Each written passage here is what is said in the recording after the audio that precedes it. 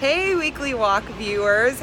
Greetings from San Francisco. I'm here with Andy Raskin, who is a storytelling expert, and you might be noticing the ears, so it is Halloween here in San Francisco. So by the time I'm so disappointed. I was almost going to bring it, but my son's mask was going to cover my eyes, so I didn't do it. So we wanted to make sure when he was walking, he knew where he was going. So just imagine me as Blazion from Yokai Watch. Okay, perfect. And I'll hold down the Halloween thing. So hopefully by the time y'all watch this, you all had a great Halloween and we're dressed up as something good.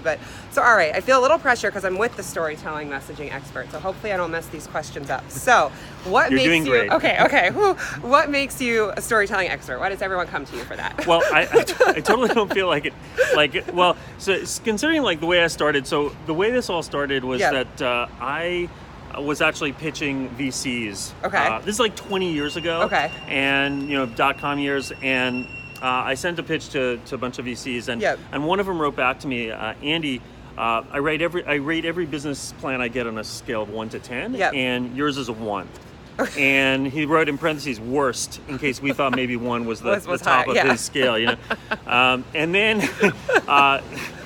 then we were kind of crushed, so we didn't quite notice it. But he wrote in the margin, "not a compelling story."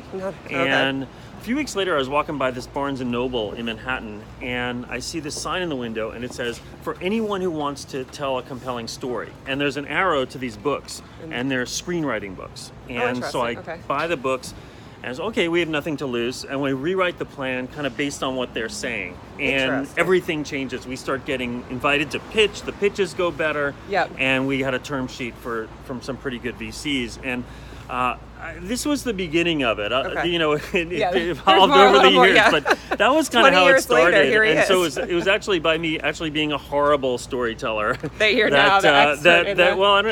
I got better, and it was interesting to see that, it was fascinating to me that, hey, there was this way that this kind of, there were principles that you could learn to get better. Awesome. So we're going to let's do a rundown of your LinkedIn posts.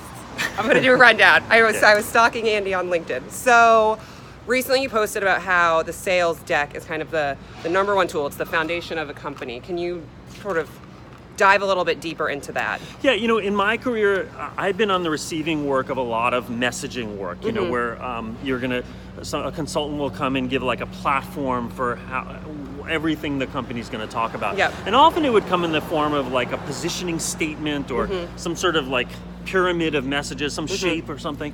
And I always find it very difficult to go from those things to the things we really need to build, like the sales deck.